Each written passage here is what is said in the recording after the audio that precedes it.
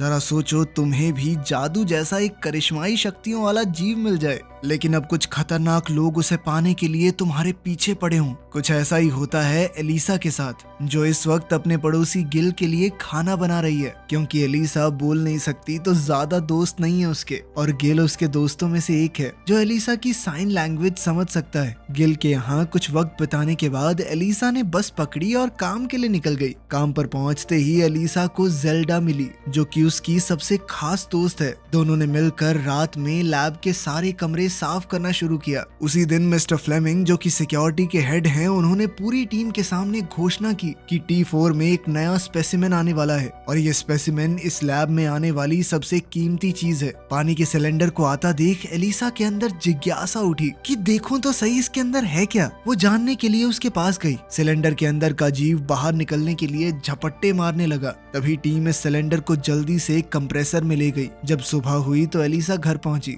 गिल बाहर ही खड़ा एलिसा का इंतजार कर रहा था, ताकि वो दोनों बेकरी में एक साथ नाश्ता करने जा सकें। एलिसा की रोज की जिंदगी बिल्कुल ऐसी ही थी, बस काम पर कभी कभी कुछ नया हो जाता। एक दिन जब वो जेल्डा के साथ सफाई कर रही थी तो दोनों को गोली चलने की आवाज सुनाई दी, और स्ट्रिक्ट लैंड एक लैब से बाहर आया। उसने देखा कि स्ट्रिक्ट लैंड के हाथ खून से सने हैं। वो पीछे हटी और मेडिकल टीम के लोग मदद के लिए आए। इसके कुछ ही पलों बाद जब वो दोनों कैंटीन में थी तो मिस्टर फ्लेमिंग वहां आया और एलिसा और जेल्डा को लैब में अपने साथ ले गया। वहां उन्होंने देखा कि पूरे फर्श पर खून ही खून था। इन दोनों को समझ नहीं आया कि आखिर यहाँ हुआ क्या है। सफाई करते वक्त एलिसा को एक आदमी की उंगलियां फर्श पर पड़ी हुई मिली, और उसने उन्हें उठाकर एक कागज के लिफाफे में रख दिया। तभी जेल्डा घबराकर मदद मांगने बाहर गई। एलिसा लैब में अकेली उस सिलेंडर के पास गई और देखा कि जो जीव उसके अंदर बंद था उसे चोट लगी हुई है। अगली रात जब एलिसा काम पर पहुंची तो वो चुपके से लैब में घुस गई, जहां वो अजीबोगरीब जीव बंद था। उसने देखा कि अब इस जीव को टैंक के अंदर एक चेन से बांध कर रखा जा रहा था।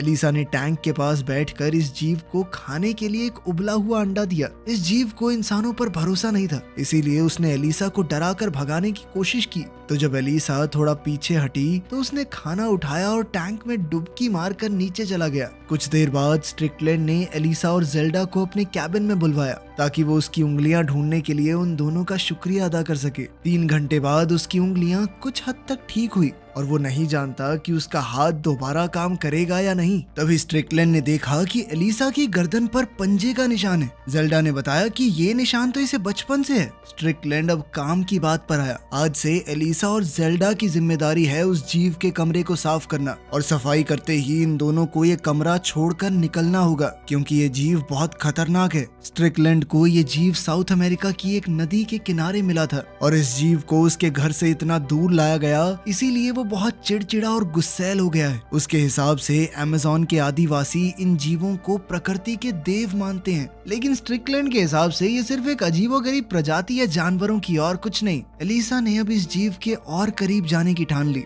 अगले दिन वो एक अंडे के साथ साथ गाना चलाकर इस तालाब के पास बैठकर अपना सैंडविच खा रही थी। धीरे धीरे ये जीव एलिसा के पास आया और एलिसा ने उसका भरोसा जीत लिया। कुछ हफ्तों बाद वो दोनों अच्छे दोस्त बन गए, और साइन लैंग्वेज से एलिसा ने उस जीव को समझाया कि इंसान कैसे जीते हैं। एक दिन जब एलिसा सफाई कर रही थी तो डॉक्टर रॉबर्ट इस जीव और एलिसा की दोस्ती देखकर हैरान रह गया। रॉबर्ट समझ गया कि ये जीव इंसानों से बात कर सकता है। उधर जब एलिसा काम पर पहुंची तो वो छुप छुपा कर लैब में चली गई, लेकिन वहां उसने अपने इस नए दोस्त को बुरी तरह से घायल देखा। उसने इस जीव को आजाद करने की कोशिश की, लेकिन उसके हाथ से एक अंडा गिर गया। तभी किसी के आने की आवाज आई और एलिसा छुप गई। जल्द ही स्ट्रिकलैंड वहां आया और उसने करंट देने वाला हथियार उठा लिया। साथ ही वो इस जीव को बार बार चिढ़ाने की कोशिश कर रहा था, और जैसे ही ये जीव गुस्से में आया तो स्ट्रिकलैंड ने अपने हथियार से उसे करंट मारा। एलिसा से अपने दोस्त की चीखें सुनी नहीं जा रही थी। हमला करते हुए स्ट्रिकलैंड ने जमीन पर पड़ा अंडा देखा तो वो समझ गया कि कोई तो इस जीव को खाना खिला रहा है। तभी वहां जनरल थोइटी आया, और इस जीव को देखकर वो हैरान रह गया जिसे इन साइंटिस्ट्स ने पकड़ा है। वो लैब में खून ही खून देखकर पूछने लगा कि यहाँ क्या हो रहा है। स्ट्रिकलैंड ने बताया कि वो इस जीव को काबू करने की कोशिश कर रहा है। रॉबर्ट ने बताया कि ये जीव 2 बिल्कुल अलग तरीकों से सांस ले सकता है, जिससे ये धरती और पानी दोनों में जिंदा रहता है। इसीलिए विज्ञान के हिसाब से ये एक चमत्कार है, और इसे सही से रखना उनकी जिम्मेदारी है। जब उन्होंने देखा कि ये जीव बुरी तरह से घायल है तो उन्होंने स्ट्रिकलैंड को इसे वापस पानी में ले जाने के लिए कहा, लेकिन स्ट्रिकलैंड इस जीव के शरीर को खोल कर देखना चाहता है कि क्या चल रहा है अंदर। तभी ये जीव बेहोश हो गया और रॉबर्ट ने अपने साथियों को उसे टैंक में वापस डालने का ऑर्डर दिया ताकि वो वापस ठीक हो सके। इस जीव की जिंदगी के लिए परेशान रॉबर्ट ने जनरल होइटी को बताया कि इसकी जान लेना या इसके शरीर को खोलना सही नहीं रहेगा, लेकिन जनरल ने कहा कि मेरा जो मन चाहेगा वो करूंगा, समझा। सारी परिस्थितियों को देखते हुए एलिसा ने साइंटिस्ट का पीछा किया ताकि वो जान सके कि उसके दोस्त के साथ क्या होने जा रहा है। एलिसा को पता चला कि उसके दोस्त की जान अब खतरे में है। घर जाकर एलिसा ने गिल को सारी बात बताई। वो गिल की मदद से इस जीव को वहाँ से आजाद करवाना चाहती थी, लेकिन इस काम में मौजूद खतरे को ध्यान में रखते हुए गिल ने उसकी मदद करने से इनकार कर दिया और एलिसा को भी मना किया कि तू भी मत करियो, पागल है क्या, पकड़ी गई तो जेल में डाल देंगे तुझे। लेकिन इसके बावजूद जब एलिसा नहीं मानी तो अपनी दोस्त को एक अनजान जीव के लिए दुखी देखकर गिल का दिल भी पिघल गया और वो उसकी मदद करने को तैयार हो गया। लेकिन कहीं ना कहीं वो जानता है कि एलिसा के साथ साथ उसकी जान भी इस काम में जा सकती है, तो रशियंस ने इस जीव को एक इंजेक्शन देकर खत्म ही करने की योजना बनाई। वो ऐसा इसलिए करना चाहते थे क्योंकि अगर इस जीव को यूएस आर्मी ने एक्सपेरिमेंट के लिए इस्तेमाल किया तो हो सकता है उनके हाथ कुछ ज्यादा ही खतरनाक चीज लग जाए जिससे अमेरिकन रशियंस से आगे हो जाएंगे। लेकिन रॉबर्ट को इस सब से कोई फर्क नहीं पड़ता था, वो तो उस जीव को बचाना चाहता था। अगले दिन जब उस जीव को बाहर निकालने लगे तो एलिसा ने भी अपना काम शुरू किया। जेल्डा को एलिसा के ऊपर शक हुआ। जेल्डा के साथ साथ स्ट्रिकलैंड भी एलिसा पर नजर रखे हुए था। सिक्योरिटी कैमरास की मदद से एलिसा को अपने ऑफिस में बुलाने के लिए स्ट्रिकलैंड ने ग्लास फेंकने का बहाना किया। जब एलिसा वहां आई और स्ट्रिकलैंड ने उससे बात की तो एलिसा को कुछ अजीब सा लगा। स्ट्रिकलैंड शादीशुदा था, लेकिन उसके बावजूद वो एलिसा से कह रहा था कि मैं तुम्हें पसंद करता हूँ। घबरा कर एलिसा ने अपना सामान उठाया और वहां से भागी क्योंकि 5 बजने वाले थे और गिल जल्द ही गाड़ी लेकर सामने वाले कमरे में पहुंच जाएगा। एलिसा जब सिक्योरिटी कैमरों का फोकस बिगाड़ रही थी तभी स्ट्रिकलैंड के कमरे में रॉबर्ट आया और उसे ये काम आज ना करने के लिए मनाने लगा। तभी रॉबर्ट ने देखा कि सिक्योरिटी कैमरास का फोकस बिगाड़ा जा रहा है, तो रॉबर्ट ने स्ट्रिकलैंड का ध्यान भटकाया ताकि ये काम ठीक से हो सके। ये समझने के लिए कि आखिर हो क्या रहा है, रॉबर्ट उस लैब में गया जहां वो जीव रखा हुआ था। उसका शक बिल्कुल सही निकला। एलिसा इस जीव को आजाद करने की तैयारी में थी। सिक्योरिटी को बुलाने की बजाय रॉबर्ट ने एलिसा को चाबी दे दी ताकि वो उस जीव के साथ जल्दी से सर्विस टनल से भाग सके। जब जेल्डा ने देखा कि एलिसा काम खत्म होने के वक्त पर भी वहां नहीं है तो उसे चिंता हुई, तो उसने ही अपनी दोस्त के लिए अटेंडेंस लगा दी ताकि किसी को एलिसा पर शक ना हो। एलिसा ने रॉबर्ट की मदद से जीव को गर्म कपड़ों के ढेर के नीचे छुपा दिया और रॉबर्ट ने एलिसा को पानी की सफाई और खाने से जुड़ी हुई सलाह दी ताकि जीव की वो अच्छे से देखभाल कर सके। इसके बाद रॉबर्ट ने एक डिवाइस का इस्तेमाल किया जिससे पूरी बिल्डिंग की बिजली चली गई और उसने एलिसा को बताया कि तुम्हारे पास सिर्फ 10 मिनट हैं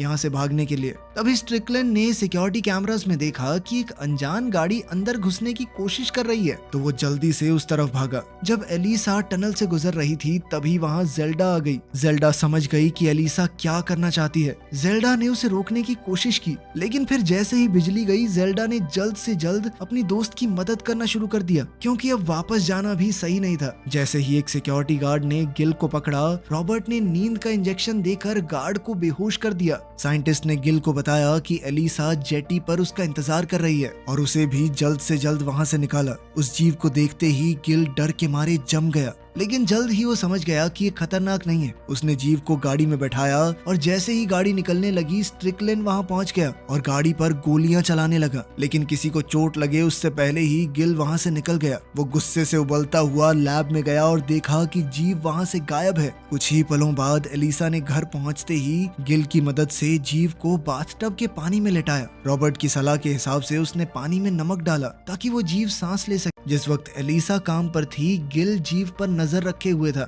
और साथ ही वो उसकी बहुत बारीकी से पेंटिंग बना रहा था। जैसे ही गिल सोया वो जीव घर में इधर उधर घूमने लगा और वहाँ बिल्ली को देखकर उससे डर गया। जब गिल की नींद खुली तो उसने देखा कि वो जीव उसकी बिल्ली खा गया। ये देखकर गिल बहुत गुस्से में आ गया और वो जीव पर चिल्लाने लगा, जिसके बाद वो जीव डरकर थोड़ा दूर भाग गया और साथ ही उसने गिल पर हमला भी किया। जब एलिसा घर आई और उसने गिल को इस हालत में देखा तो वो डर गई, लेकिन गिल ने कहा कि मैं ठीक हूँ, उस जानवर को ढूंढना ज्यादा जरूरी है इससे पहले कि वो और मुश्किलें पैदा करे। एलिसा अपने घर के नीचे मूवी थिएटर की तरफ भागी अंदर जाकर उसने देखा कि वो जीव बड़े ध्यान से स्क्रीन को देख रहा था। उसने बहुत ही प्यार से उस जीव को वापस चलने के लिए मनाया। वापस जाकर एलिसा ने जीव को सिखाया कि कैसे गिल की बिल्लियों के साथ एकदम प्यार से रहना होता है, और साथ ही उसने गिल की मरहम पट्टी की। अपनी गलती के लिए उस जीव ने गिल से माफी भी मांगी। गिल ने कहा कि मैंने पहले ही तुम्हें माफ कर दिया है, और उसके बाद मानो कोई करिश्मा हुआ। जीव ने अपनी शक्तियों से गिल के सारे जख्म भर दिए। जीव के शरीर की सारी लकीरें चमकने लगी,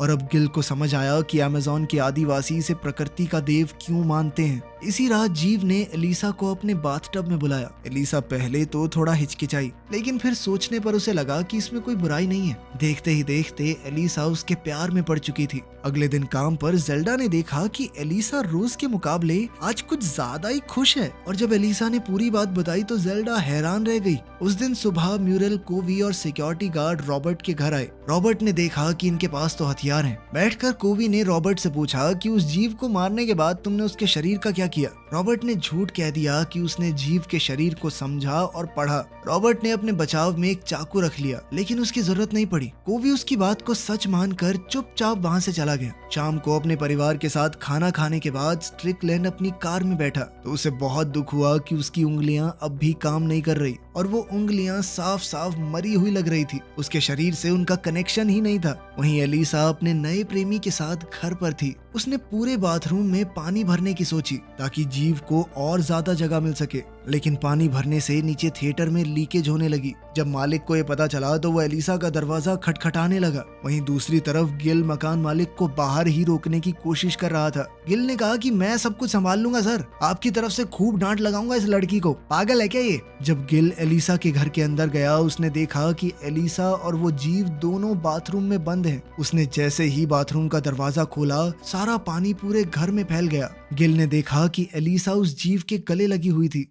उस रात स्ट्रिकलैंड रॉबर्ट के घर के बाहर निगरानी रखे हुए था। उसे पूरा शक था कि जीव को भगाने में रॉबर्ट का कुछ तो हाथ है। रॉबर्ट को घर से निकलता देख स्ट्रिकलैंड ने उसका पीछा किया, और देखते ही देखते म्यूरियल कोवी के सिक्योरिटी गार्ड ने रॉबर्ट को गोली मार दी, और फिर मौका मिलते ही स्ट्रिकलैंड ने उस बॉडीगार्ड को गोली मार दी। फिर वो घायल रॉबर्ट को टॉर्चर करके उस जीव का पता पूछने लगा। स्ट्रिकलैंड के बहुत टॉर्चर करने पर रॉबर्ट ने सच उगल ही दिया कि वो सफाई करने वाली औरत है ना, उसने जीव को चुराया है। ये सुनते ही स्ट्रिकलैंड जेल्डा के घर पहुंच गया, जो अपने पति के लिए खाना बना रही थी। अपने बॉस को देखते ही जेल्डा डर गई। स्ट्रिकलैंड जेल्डा को जीव का पता पूछने के लिए धमकाने लगा। जेल्डा से पता पूछते हुए स्ट्रिकलैंड की उंगली में चोट लग गई और वो बहुत जोर से चीखा, जिस वजह से जेल्डा और भी डर गई। अपनी पत्नी को डरा सहमा देखकर जेल्डा के पति ने बता दिया कि उसने जेल्डा को एलिसा से फोन पर बात करते हुए सुना है। ये किसी जीव के बारे में बात कर रहे थे। स्ट्रिकलैंड ने इस जानकारी के लिए जेल्डा के पति को शुक्रिया कहा